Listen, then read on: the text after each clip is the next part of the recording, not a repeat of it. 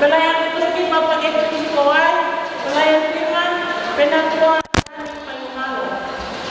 Ibadah baru sore hari Senin tanggal 3 bulan 2 2025, kelas Alkitab yang dikunjungi adik Linda Lunami, pelayan Kakak Hana Wandira. Ibadah akan dilaksanakan pada hari Kamis, karena besok ada kegiatan kita akan laksanakan.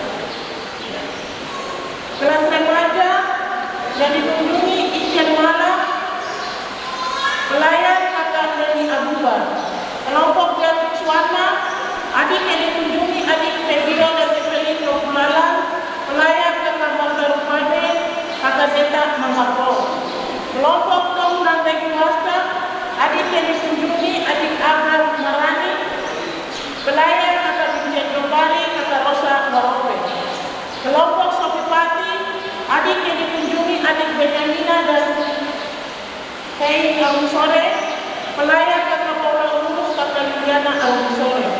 Kelompok Isak Semol, Heine Papiri, yang dikunjungi adik Marike dan Yuna Rumase. Pelayan Kakak Adike Kenyaki dan Kakak Martina Bobi. Kelompok Blok Marani, remaja, adik yang dikunjungi adik Awin Rumase, pelayan Semas Media Memewas. Kelompok Blok Marani anak-anak, adik yang dikunjungi adik Janet Devi Kamaribuan, pelayan Kakak Tengsi Masela. Kelompok Kalet Marani Kabo akan diatur oleh Kakak Pengasuh. Kelompok Robert Reiter Sosio yang dikunjungi adik Blay Mosiri, pelayan Kakak Yosef Waimina dan Kakak Since Arumsore. Ibadah Pang hari Selasa tanggal 4 Februari 2025, teman yang dikunjungi saudara-saudari Jari, pelayan MC saudara Ronald Waplat, liturgi saudari Karisma Sonapa, pelayan firman Siamas John Kaderima. Ibadah PW hari Rabu tanggal 5 Februari 2025, kelompok Cibusayo, anggota PW dikunjungi Ibu Heni di Pangaribuan, pelayan liturgi Ibu Mona Rumase, pelayan firman Ibu Yohana Waikira Baransara. Ibadah akan dilaksanakan pada hari Kamis. Kelompok Bertapan Arkel, ibadah ditiadakan. Kelompok 4 Regina Uteboga, Ibu Corina Sayori, Ibu Sinje Arumsore, Ibu Betty Ayomi, pelayan Ibu Mercy Swabei, pelayan firman Ibu Bedrika Lunagi. Kelompok 5 Barang Ceriai, ibadah ditiadakan. Kelompok 6 yang ditiadakan, anggota PP dikunjungi Ibu Dikeriai, pelayan liturgi Ibu Yesika Arumsore, pelayan firman Ibu Anike Beriati. Kelompok 7 Adriana Rukan juga ditiadakan. Bapak Ibu, nanti setelah ibadah saya akan menyampaikan. Dalam arti ditiadakan karena berdasarkan hasil rapat PHMG, ibadah PI ke-170 tahun dan ibadah gereja Betania yang ke-13 akan dilaksanakan pada hari Rabu. Tetapi rapat panitia hari-hari besar gereja tingkat klasis dikembalikan ke masing-masing jemaat, dan kita akan melakukan bahwa ibadah 170 tahun PI dan gereja Betania kita tidak laksanakan di sore hari, kita akan laksanakan di hari Rabu jam 9 pagi. Ya, karena saya lihat di sini ada beberapa PW, kelompok PW yang ibadah ditiadakan. Ibadah hari Jumat tanggal 7 itu ibadah KSP. Rayang 1 KSP di Jemaat Kalet Marani, di situ ada 2 KSP yang akan melaksanakan ibadah. KSP di Jemaat Kalet Marani, KSP Tigris, ibadah akan dilaksanakan di Pantai, bentuk ibadah Tegayasi.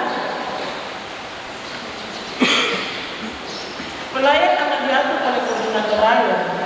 Kelompok 2 KSP di Jemaat Eliamoni, keluarga dikunjungi keluarga David Torrey, pelayan liturgi saudara Ishak Arumsore, pelayan firman dan siapa Ibu Melia Rumah Rumase.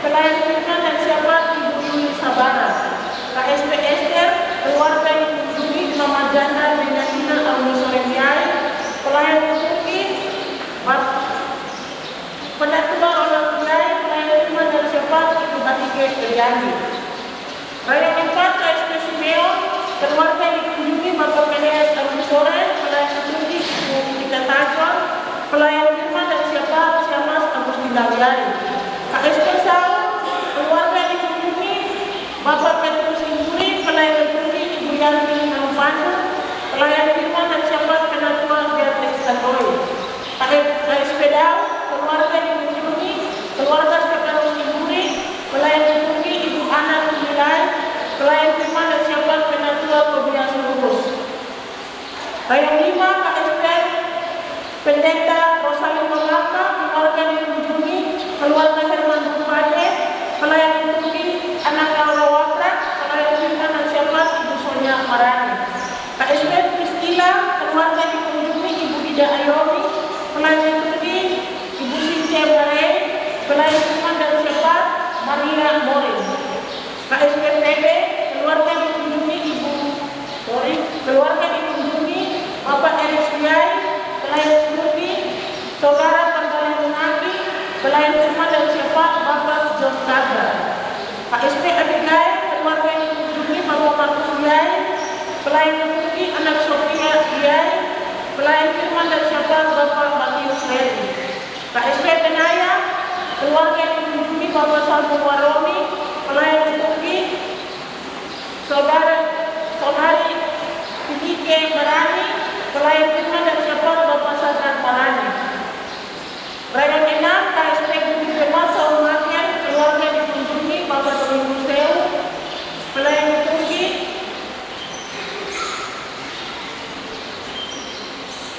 Siamas Katrina Marani, firman dan siapkan Siamas Katrina Marani. KSP Bukit Sancu akan diatur oleh itu KSP 1. Rayong 7 KSP Harum, keluarga dikunjungi keluarga Musa Maria, pelayan dikunjungi Ibu Nusita Mira, pelayan firman dan siapkan Ibu Rita Mawanaya. KSP Musa, keluarga dikunjungi keluarga Herman Auri, pelayan dikunjungi Ibu Ana Marlin, pelayan firman dan siapkan Ibu Ana Wainira. Rayong 8 KSP Guru Jemaat Pembeda Suku Kai, keluarga dikunjungi keluarga Nogersa Pesai, pelayan dikunjungi Ibu Kandari, pelayan firman dan siapkan Ibu Adela Biai. KSP Isa Semokene, keluarga dikunjungi keluarga Stanley Pati, pelayan dikunjungi Ibu Dubekwa, pelayan firman dan siapkan Ibu Magdalena Padua. KSP Oto Geisler, keluarga dikunjungi keluarga Adi Manduri, pelayan dikunjungi Ibu Persila Yoweli Lumatrai, pelayan firman dan siapkan Siamas Amelia Tubewas. Rayong 9 KSP Pendeta Abson A, keluarga dikunjungi keluarga Windu Wabes, pelayan dikunjungi Bapak John Kerewai, firman dan siapkan Bapak Yoel Makamu. KSP Tiasira, keluarga dikunjungi Bapak Arifin Taikaturi, pelayan dikunjungi Bapak Martin Wosirin, pelayan firman dan siapkan Ibu Syama Sergi Kibiri.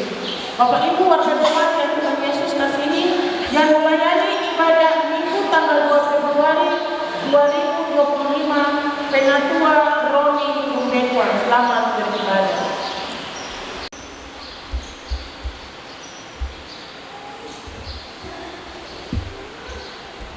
Yang berbahagia, tenangkanlah hati dan pikiran masing-masing dalam diri kita, dan marilah kita daripada kepada Tuhan. Untuk itu, menyambut pelayan dengan hati saya mengajak jemaat sekalian bangkit berdiri, dan kita akan puji Tuhan dengan yang Nurani 3 ayat pertama dan yang kedua.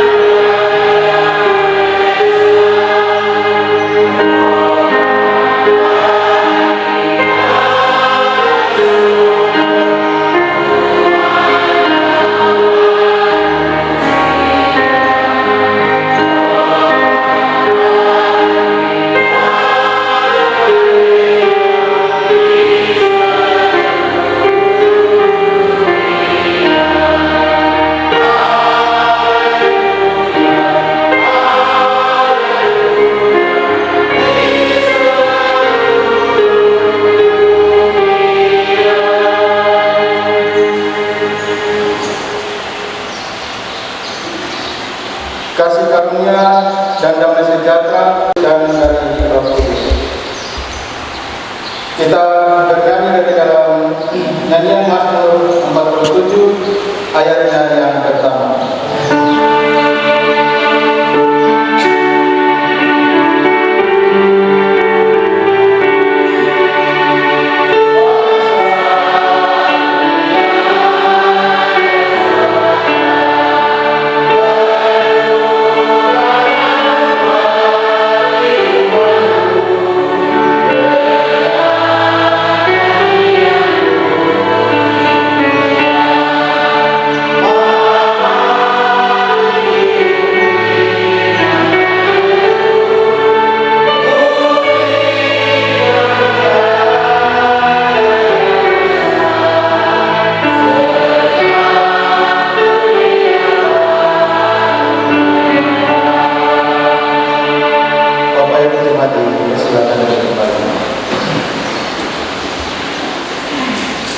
Atas nama majelis dan jemaat dipersilakan vokal grup PKB untuk menyampaikan keputusan yang sudah disiapkan.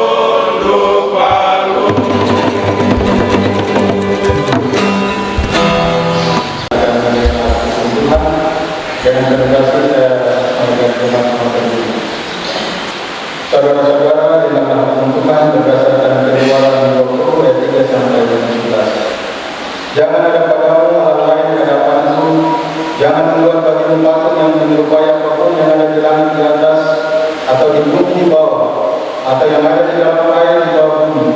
Jangan sujud menyembah kepadanya atau beribadah kepadanya. Sebab Aku, Tuhan Allahmu, adalah Allah yang cemburu, yang membalas kesalahan bapa kepada anak-anaknya, kepada keturunan yang ketiga dan keempat dari orang-orang yang membenci Aku. Tetapi Aku memberikan kasih setia kepada kedua orang, yaitu mereka yang mengasihi Aku dan yang berpegang pada perintah-perintah-Ku. Jangan menyebut nama Tuhan Allahmu dengan sembarangan, sebab Tuhan akan mengalah bersalah orang yang menyebut namanya dengan sembarangan. Ingatlah dan teruskanlah hari Sabat. 6 hari lamanya engkau akan bekerja dan melakukan segala pekerjaan. Tetapi hari yang ketujuh adalah hari Sabat Tuhan Allahmu. Maka jangan melakukan sesuatu pekerjaan, engkau atau anakmu laki-laki atau anakmu perempuan, atau hambamu laki-laki atau hambamu perempuan, atau hewanmu atau orang asing yang ada di tempat kediamanmu. Hormatilah ayahmu dan ibumu, supaya langit umurmu di tanah yang diberikan Tuhan Allahmu kepadamu. Jangan berbunuh, jangan berzina, jangan mencuri, jangan mengucapkan saksi dusta tentang sesamamu, jangan mengingingi rumah sesamamu, jangan mengingingi istrinya, atau hambanya laki-laki, atau hambanya perempuan, atau lembunya, atau keledainya, atau apapun yang dipunyai sesamamu. Roh Kudus memampukan kita melakukan peruntukan dalam kehidupan kita sehari-hari. Kemati persilakan diri kembali.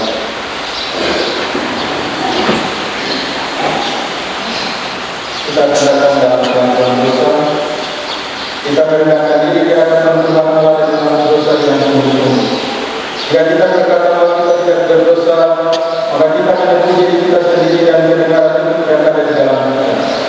Jika kita mengaku dosa kita, maka Ia adalah setia dan adil, sehingga Ia akan mengampuni segala dosa kita dan menyucikan kita dari segala kejahatan. Kita berdoa. Ya Tuhan, kami mengaku bahwa pada kami sendiri tidak ada kebaikan. Engkau saja yang baik. Di luar kami sendiri adalah orang yang berdosa. Kami berdosa dengan hati, dengan mulut, dengan tangan, dan hutang kami bertambah-tambah besar. Dosa itu menjadi kesusahan hati yang sungguh bagi kami, dan pada kami sendiri tidak ada kuasa akan mengalahkan kejahatannya. Itulah sebabnya kami memohon ya Tuhan, kasihanilah kami dan tinggallah selalu serta kami. Amin. Kita menyanyi dalam nyanyian rohani nomor 136 ayatnya yang ketiga. Tidak pernah Kristus ternyata kesalahan.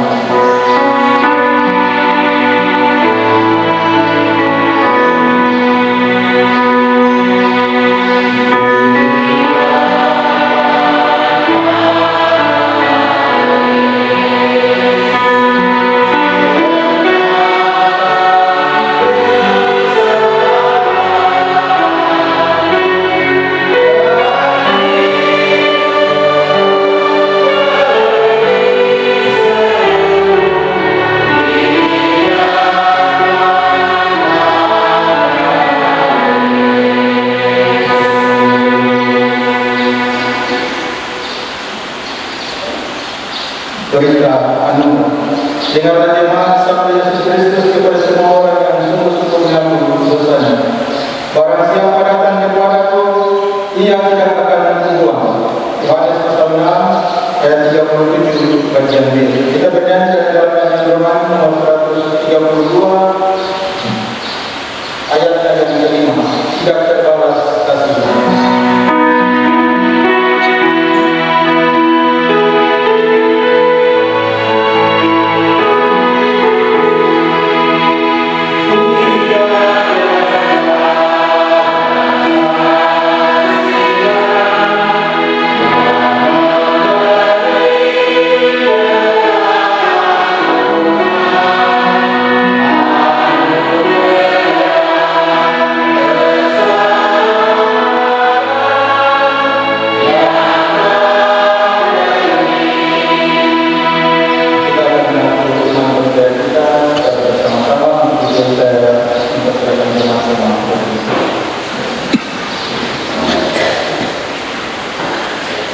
Dalam persekutuan dengan gereja Tuhan dari segala zaman dan di segala tempat, kita mengaku bersama-sama kepercayaan kita sesuai pengakuan iman Rasul.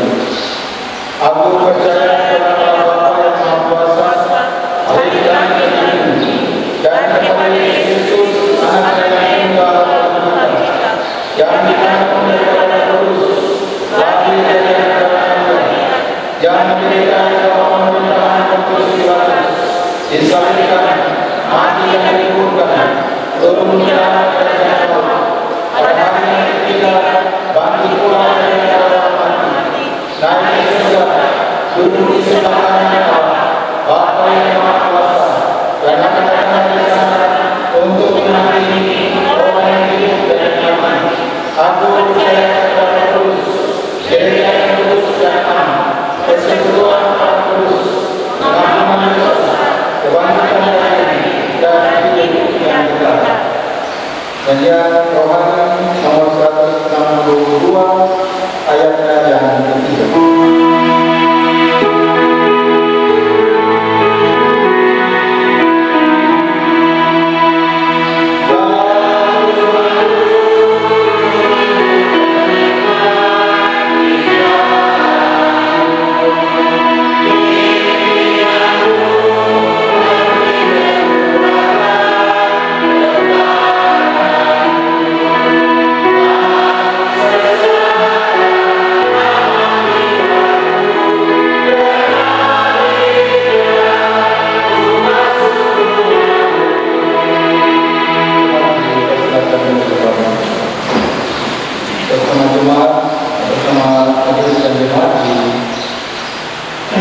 Berikan kesempatan kepada paduan suara dosa kita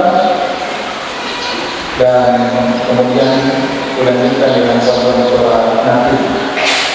Bersoraklah kita Allah, hai kamu yang benar, petik kecapimu semua, bermazmur dan bergema, puji dan angkatlah, bunyikan nyanyianmu, pujian nyanyianmu, soraklah haleluya.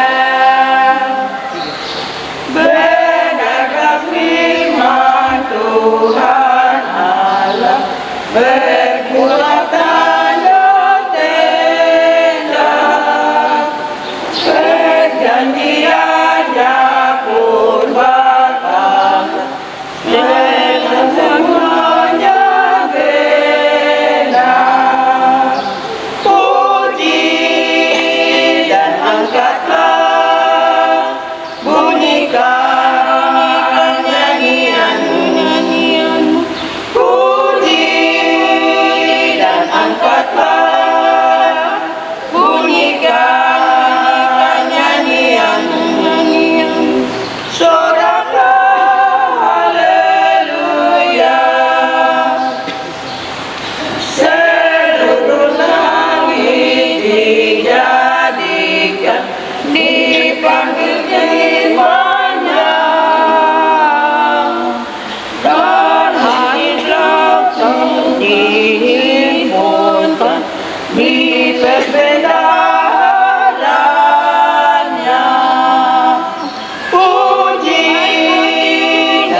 angkatlah, bunyikan nyanyian, puji dan angkatlah, bunyikan nyanyian, soraklah haleluya, puji dan angkatlah, bunyikan nyanyian, puji dan angkatlah, bunyikan nyanyian, soraklah haleluya.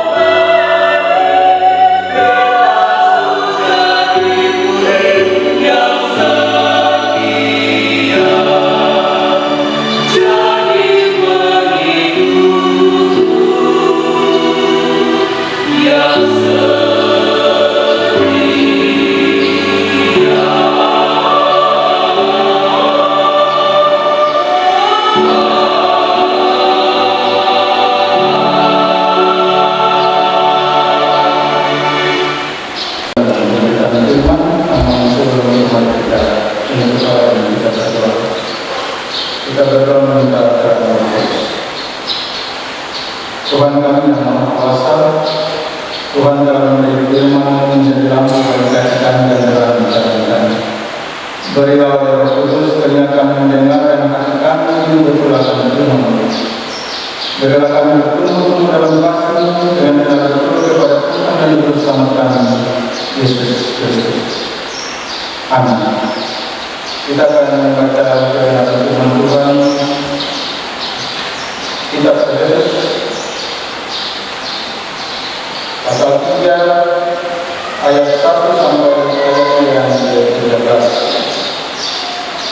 Panggilan orang-orang kepada Tuhan. Itulah sebabnya bagi Paulus, orang yang dipergerakan karena Kristus untuk kamu, orang-orang yang tidak mengenal Allah.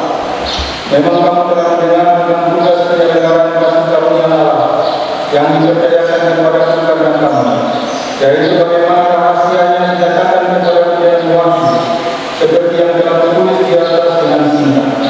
Apabila kamu membacanya, kamu dapat mengetahui daripadanya pengertian akan rahasia Kristus, yang pada zaman angkatan dahulu diberitahukan kepada anak-anak manusia, tetapi yang sekarang dinyatakan dalam roh kepada rasul-rasul dan nabi-nabi yang kudus, yaitu bahwa orang-orang yang bukan Yahudi karena berita Injil turut menjadi ahli waris dan anggota tubuh dan peserta dalam janji yang diberikan dalam Kristus Yesus.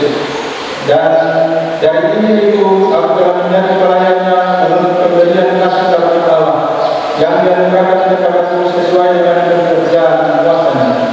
Kepadaku yang paling mulia di antara segala orang kudus telah dianugerahkan kasih karunia ini untuk memberitakan kepada orang-orang yang bukan Yahudi kekayaan Kristus yang tidak terduga itu, dan untuk menyatakan apa isinya tugas penyelenggaraan rahasia yang telah berharap tersembunyi dalam Allah yang menciptakan segala sesuatu, supaya sekarang oleh jemaat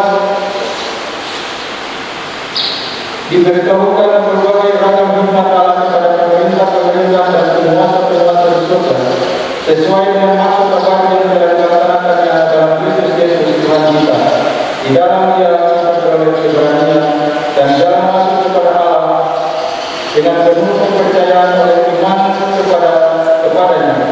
Sebab itu aku meminta kepadamu supaya kamu jangan tawar hati melihat kesesatanku karena kamu, karena kesesatanku itu adalah kemuliaan.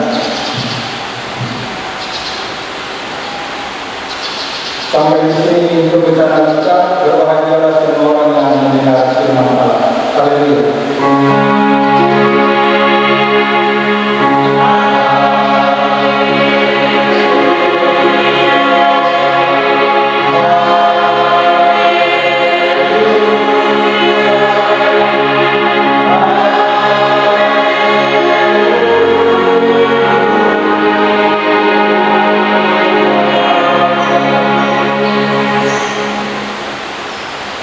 Bapak Ibu yang dikasihi Tuhan, ada beberapa hal yang akan disampaikan sebagai pendahuluan dalam khotbah di saat ini. Yang pertama, surat Efesus disebut juga kitab Efesus. Kenapa demikian? Karena semua surat adalah kitab, tetapi tidak semua kitab adalah surat. Sebagai contoh, surat Roma kita sebut dengan kitab Roma, surat Korintus kita sebut dengan kitab Korintus, begitu juga dengan surat-surat yang lain dapat kita sebut sebagai kitab. Tetapi kita tidak bisa menyebut kitab Kejadian dengan surat Kejadian atau kitab Keluaran dengan surat Keluaran. Begitu pula dengan surat-surat kitab-kitab yang lain, kita tidak bisa menyebutnya dengan surat. Itu yang pertama. Yang kedua, surat Efesus dan beberapa surat yang lain seperti Kolose Filipi dinamakan surat-surat dari dalam penjara. Dinamakan surat-surat dari dalam penjara karena memang ketika menulis surat-surat tersebut Rasul Paulus sedang berada di dalam penjara. Dan yang ketiga, kitab Efesus terdiri dari 6 pasal. Dari 6 pasal terbagi menjadi 2 bagian.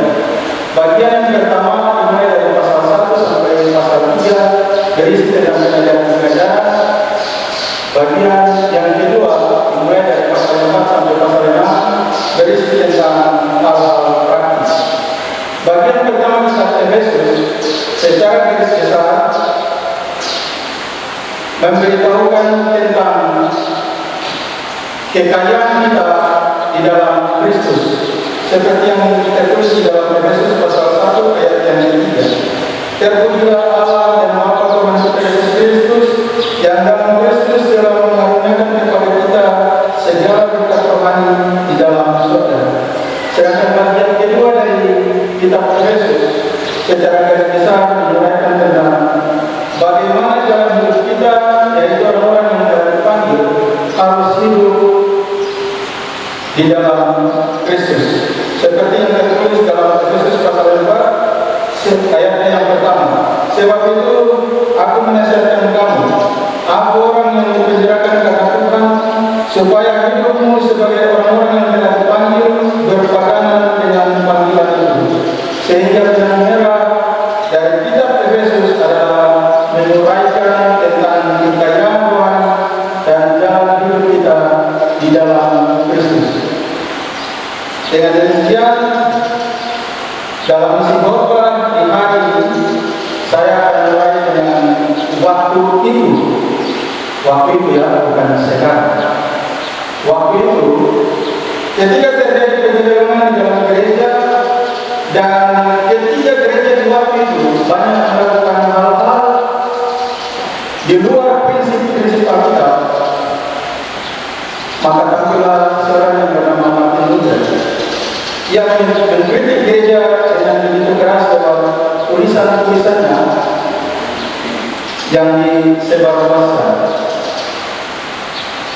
Martin Luther mengkritik gereja dengan keras karena Martin Luther melihat pada waktu itu gereja begitu rusak. Banyak pemimpin-pemimpin gereja yang tidak beres. Mereka melakukan banyak hal di luar daripada kebenaran firman. Banyak terjadi penyelewengan-penyelewengan di dalam gereja, mengatasnamakan gereja, mencari keuntungan, dan banyak terjadi korupsi di dalam gereja. Martin Luther mengkritik gereja dengan sangat keras dalam tulisan-tulisannya. Mereka yang tidak terima dengan kritikan Martin Luther, mereka marah dan menangkap Martin Luther untuk diadili. Salah satu tuntutan yang disampaikan kepada Martin Luther, ia harus menarik kembali semua tulisannya.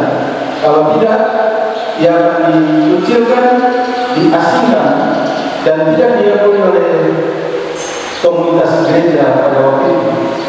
Tapi apa yang disampaikan Martin Luther kepada orang-orang yang menangkap dan mengadilinya, ia katakan, kalau kamu dapat menemukan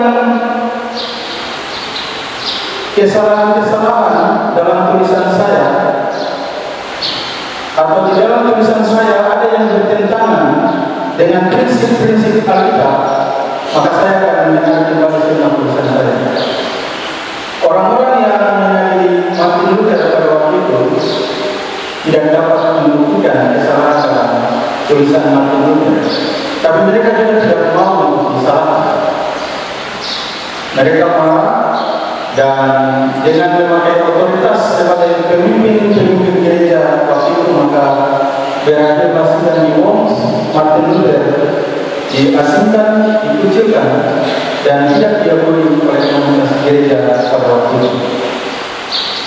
Bukan cuma Martin Luther yang diperlakukan demikian, semua pengikut-pengikutnya pun diperlakukan dengan hal yang sama.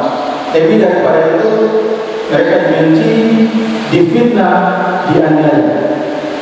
Tetapi Allah tidak tinggal diam. Justru di dalam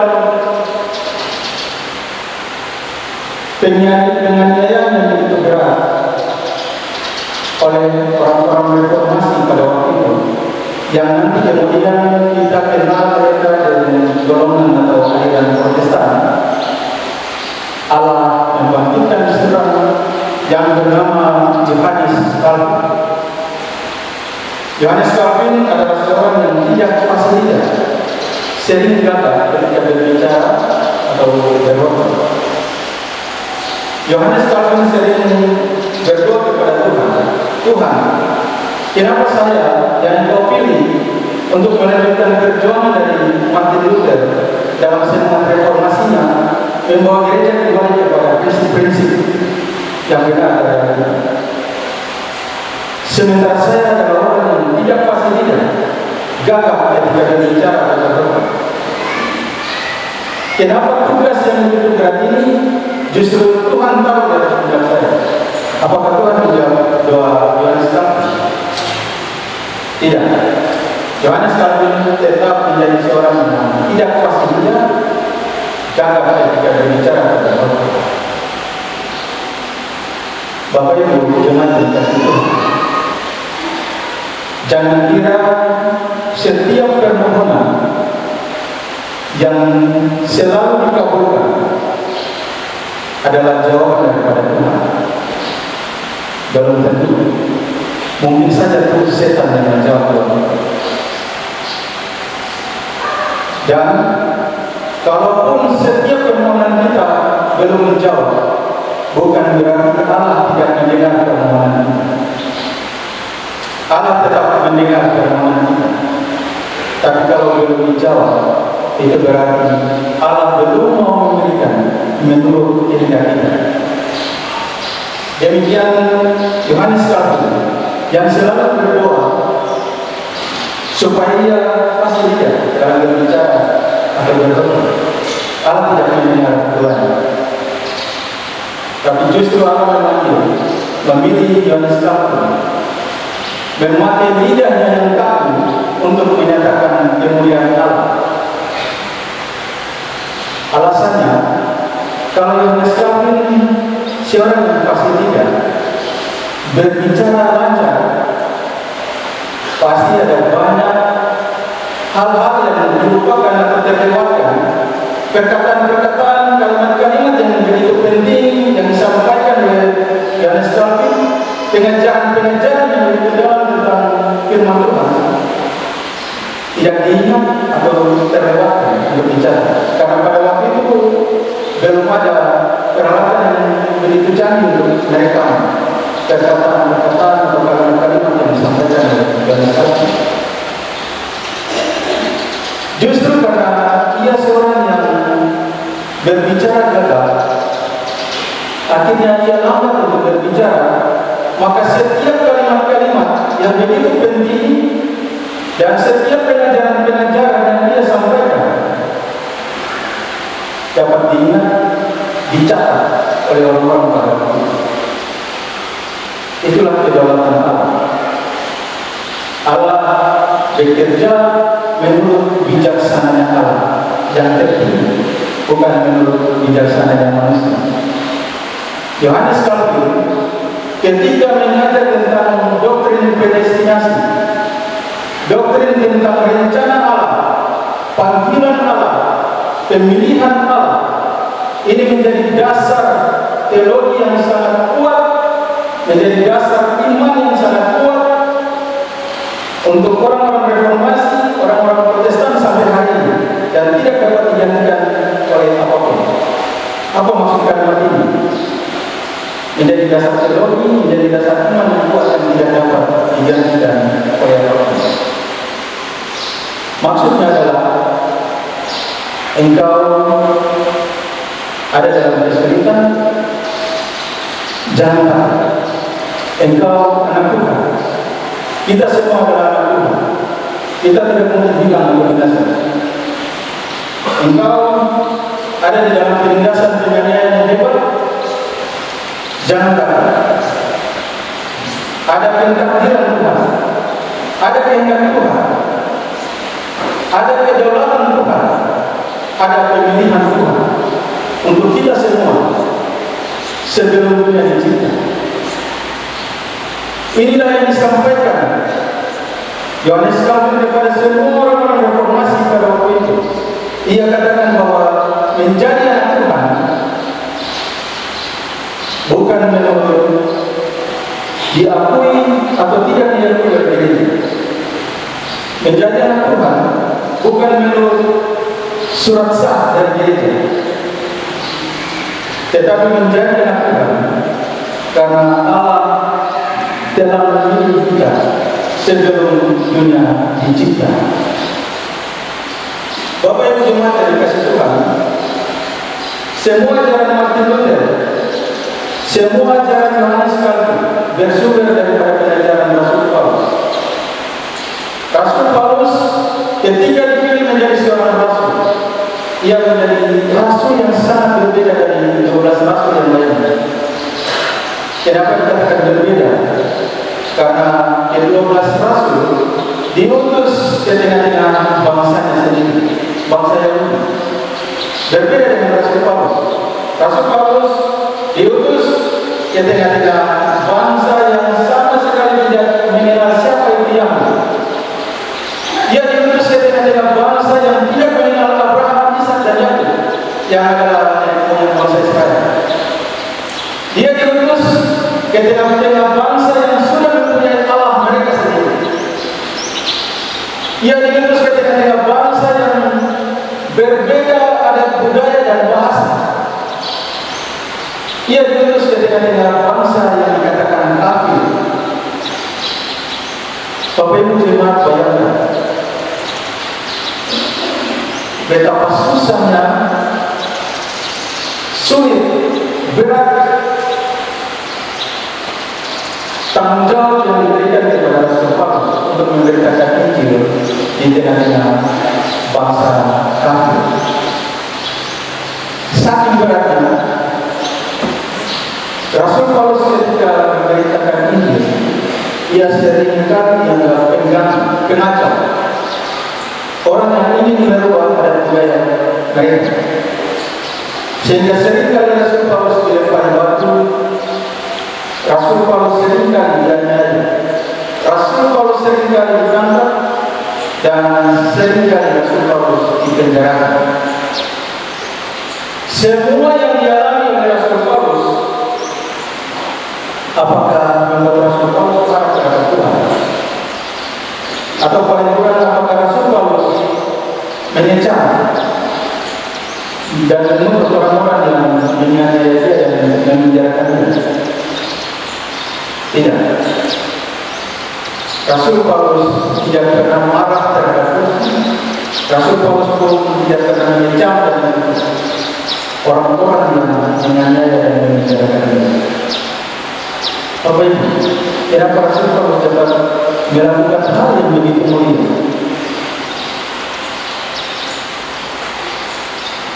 Rasul Paulus selain daripada ia sudah bersungguh-sungguh bertobat dan sudah bersungguh-sungguh untuk memberi diri dipakai oleh Tuhan sebagai alat Tuhan, tetapi lebih daripada itu, Rasul Paulus sudah mengerti bahwa dia yang tadinya harus binasa, tetapi oleh karena anugerah Rasul Paulus dipanggil, dipilih untuk diselamatkan, dan dia dipakai oleh Tuhan sebagai alat. Ini pun berlaku untuk semua orang, berlaku untuk semua suku bangsa yang bukan Yahudi. Membuat Rasul Paulus dengan setia, dengan semangat memberitakan Injil di tengah-tengah bangsa kafir atau orang kafir, sehingga Rasul Paulus dijuluki Rasul orang kafir atau Rasul bangsa kafir. Bapak Ibu jemaat yang dikasihi Tuhan, Rasul Paulus mengajarkan tentang doktrin predestinasi, rencana Allah, panggilan Allah kepada semua mereka yang dipanggil Allah diselamatkan.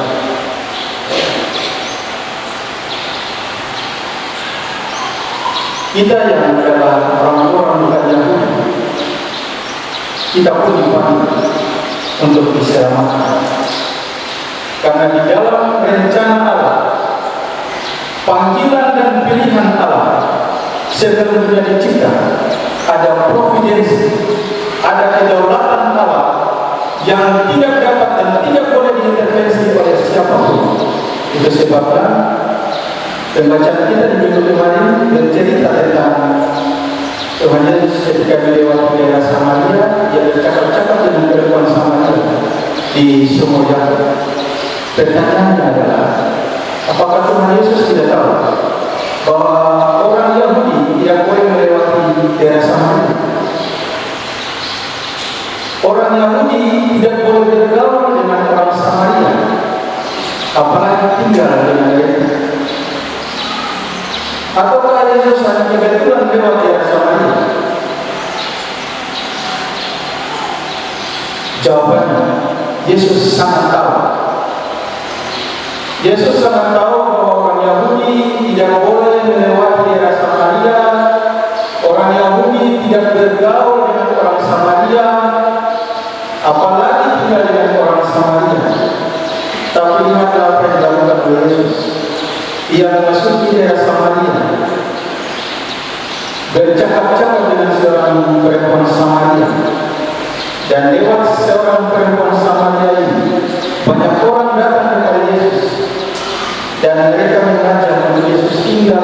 beberapa hari yang baik, lalu Yesus tinggal dengan mereka. Apa yang terjadi untuk Samaria?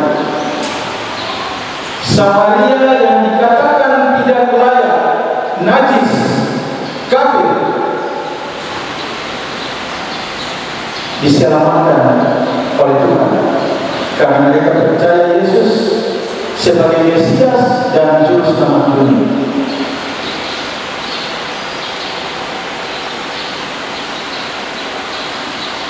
Inilah providensial, kedaulatan Allah di dalam diri yang tidak boleh diintervensi oleh siapapun, sehingga bangsa Yahudi sekalipun, bangsa pilihan, tidak dapat berkata Allah tidak adil. Allah tidak boleh menyelamatkan bangsa Samaria, karena bukankah keselamatan hanya datang dari bangsa Yahudi? Tapi bukankah Alkitab juga kasih tahu kepada kita bahwa bukankah bangsa Yahudi pun menolong dia? Sehingga kita pun dipanggil dalam rencana untuk diselamatkan sebelum dunia diciptakan. Inilah rahasia Injil yang sesungguhnya. Atau bukan karena usaha kita, tetapi itu semata-mata pemberian Tuhan bagi kita, supaya benarlah bunyi tema khotbah kita di hari ini, panggilan keselamatan kita sebagai anugerah Tuhan. Panggilan keselamatan kita sebagai anugerah Tuhan. Tuhan memberkati kita. Amin.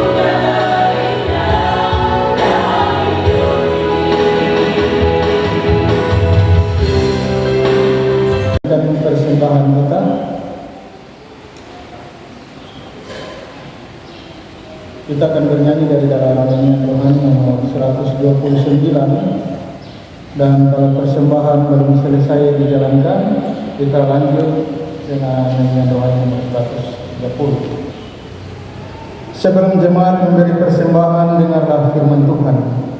Hendaklah masing-masing memberikan menurut keralaan hatinya, jangan dengan sedih hati atau karena paksaan, sebab Allah mengasihi orang yang memberi dengan sukacita. 2 Korintus 9 ayat yang ke-7. Nyanyian rohani nomor 129, karunia baik semua.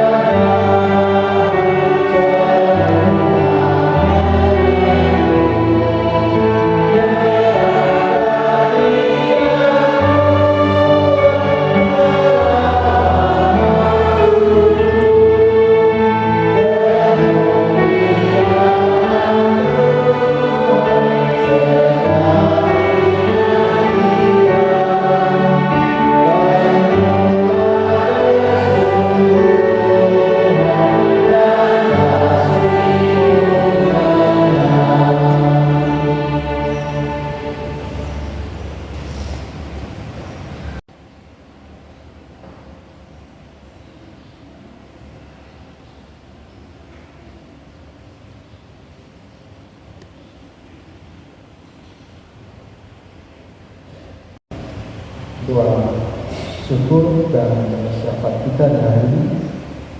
Dalam doa syukur ada satu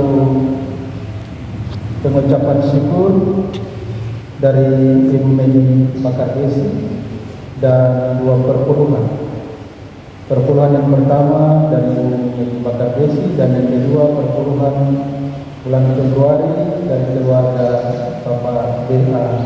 Timbul.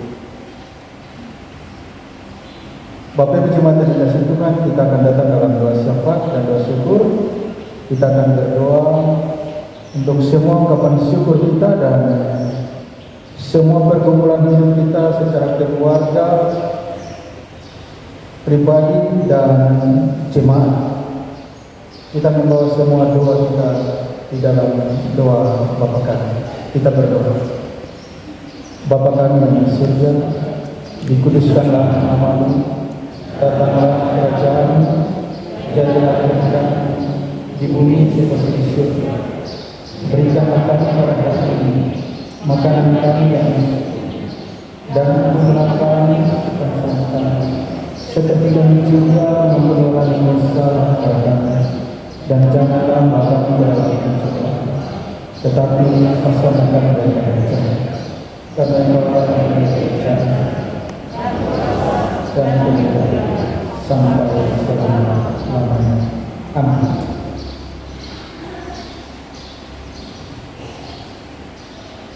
Kita memuji Tuhan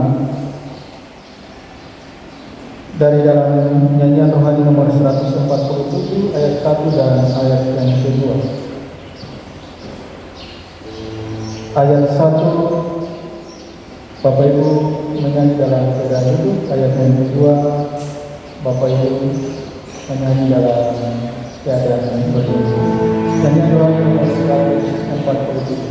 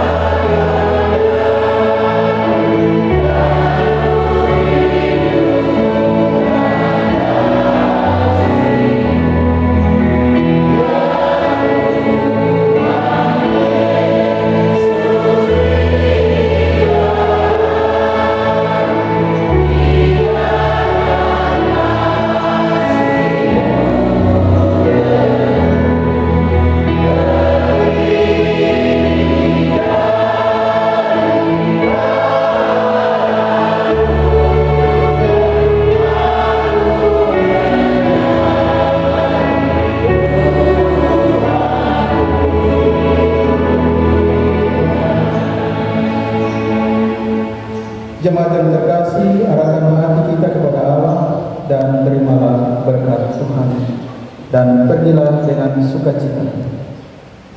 Tuhan memberkati engkau dan melindungi engkau. Tuhan menyinari engkau dengan wajah-Nya dan memberi engkau kasih karunia. Tuhan menghadapkan wajah-Nya kepadamu dan memberi engkau damai sejahtera.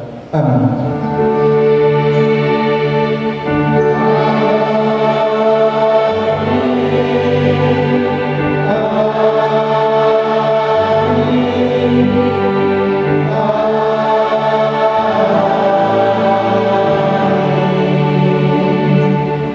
Nyanyian rohani 147 ayatnya yang ketiga.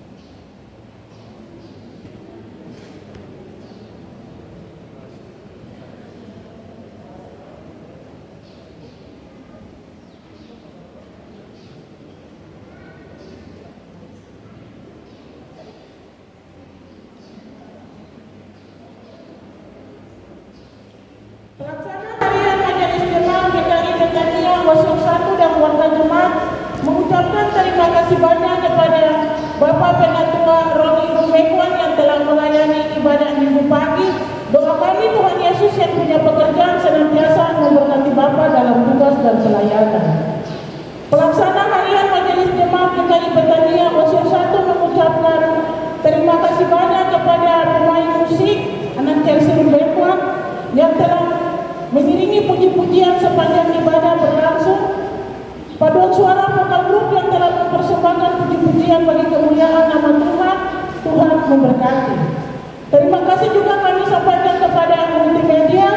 Terima kasih juga kami sampaikan kepada semua majelis jemaat yang melayani. Terima kasih juga kami sampaikan kepada semua warga jemaat yang telah menghadiri ibadah di hari ini. Tuhan memberkati.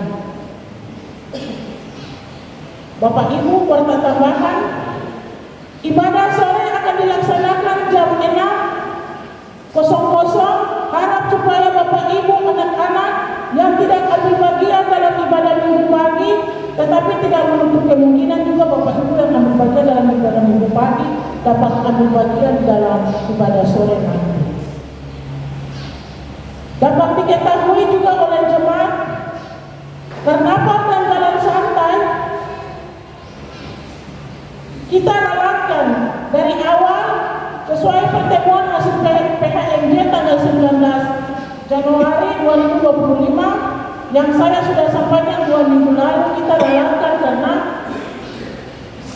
tadinya kami sampaikan seperti begitu karena ada panitia hari-hari besar yang melaksanakan kegiatan tingkat kasih, ternyata tidak dilaksanakan kegiatan menyangkut ibadah di tingkat lingkungan, dan kita sepakat untuk ibadah pada hari Rabu sore. Ternyata tidak dilaksanakan kegiatan tersebut, dan ibadah minggu pagi, ibadah hari Rabu menyongsong hari ulang tahun Pekabaran Injil yang ke-170 dan hari ulang tahun Gedung Gereja Betania akan dilaksanakan pada hari Rabu jam 9 pagi. Ya, untuk kegiatan karnaval dan jalan santai nanti kita akan start dari Hotel Sunway. Kita rela karena panitia tidak bikin kegiatan, PHMJ dan majelis sudah sepakat. Kita akan start dari bukit itinerary dan finish di depan Gedung Gereja Betania. Dan perlu dapat disampaikan untuk rote berjalan kita yang ada di rayon 1, 2, 3, 4, 5 dan 6 jam 2 sudah kumpul di Betania depan gereja, supaya nanti disiapkan transportasi untuk diangkat ke titik start. Sedangkan Bapak Ibu yang ada di rayon 7, 8 dan 9 ada transportasi nanti disiapkan untuk dari tiap rayon turun ke titik start, yaitu di Bukit Aitumeri. Dan kami dari sini ke sana juga akan kita titik kumpul di situ. Kita akan start dari Aitumeri ke sini jam 3. Jadi kita yang ada tuh sudah harus siap di depan gedung gereja Betania. Setengah jam 2 lewat, setengah 3 itu sudah ada di Bukit Aitumeri. Ya, kegiatan yang kita akan laksanakan pada hari Senin besok itu jalan santai dan karnaval. Jadi disampaikan untuk Bapak Ibu bisa datang dengan pakaian adat masing-masing kesukuan. Tetapi kalau tidak menggunakan baju adat, bisa menggunakan baju kaos merah tidak bernuansa merah. Untuk kita akan start dari Aitumeri dan finish di Betania. Dalam kegiatan tersebut, dua perusahaan misi dan penginjilan dan P2J sudah siapkan gofraisnya. Ya, kita tidak ada gofrais, tetapi kita harus ikut kegiatan menyongsong hari ulang tahun ke 170 tahun Injil ada di tanah Papua. Iya.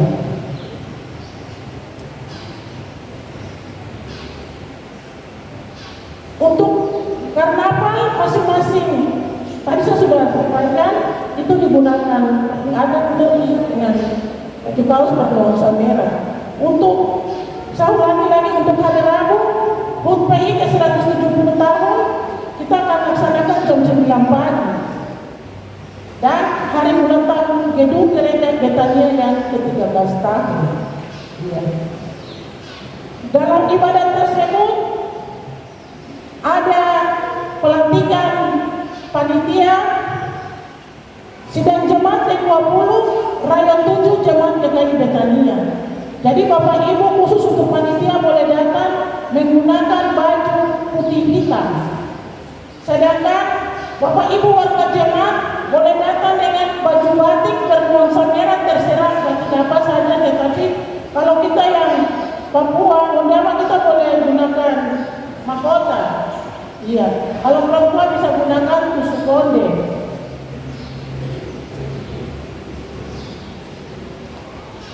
Iya, itu beberapa hal penting yang dapat saya sampaikan menyangkut kegiatan karnaval besok dan jalan sampai serta ibadah HUT PI yang ke-170 tahun dan gedung gereja Betania Wasion yang akan melayani ibadah HUT PI dan ibadah hari ulang tahun gedung gereja Betania yang ke-13 tahun Pendeta Maya Teguh STH.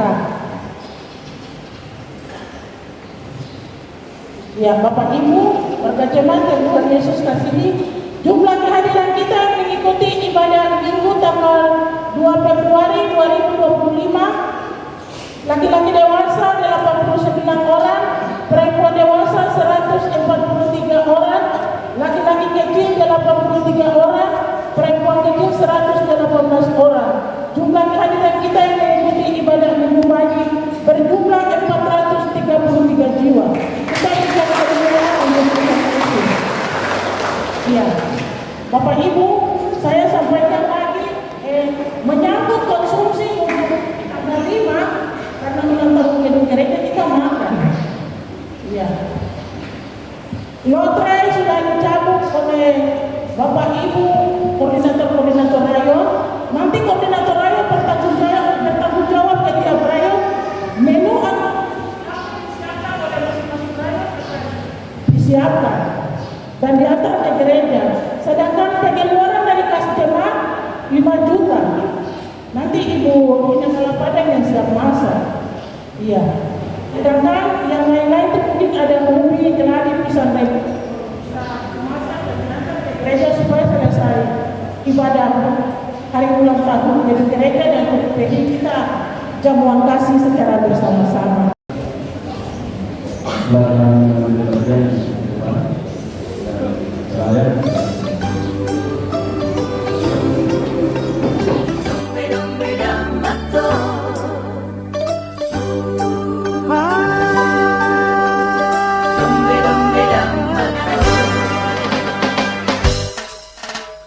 Yesus dombe damato tantenang panai.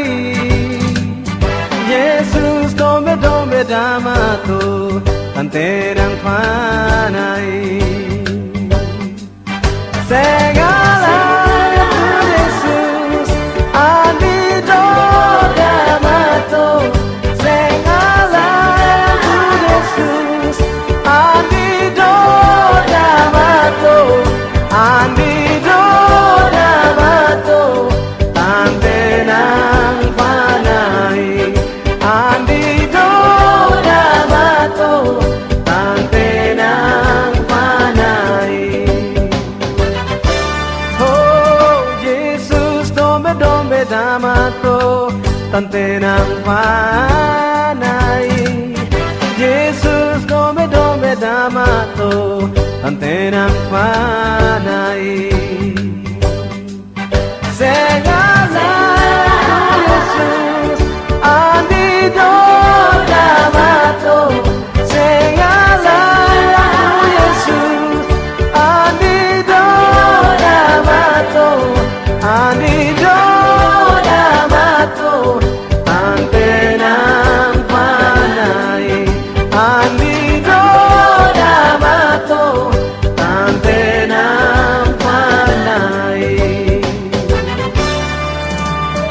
Yesus dombe damato. Yesus dombe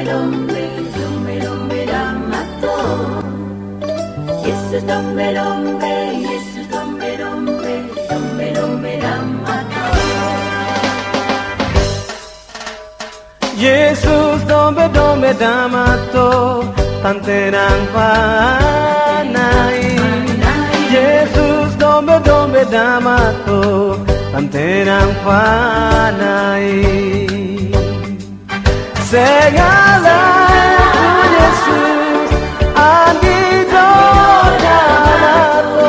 Segala Yesus andito damato. Andito damato tante nang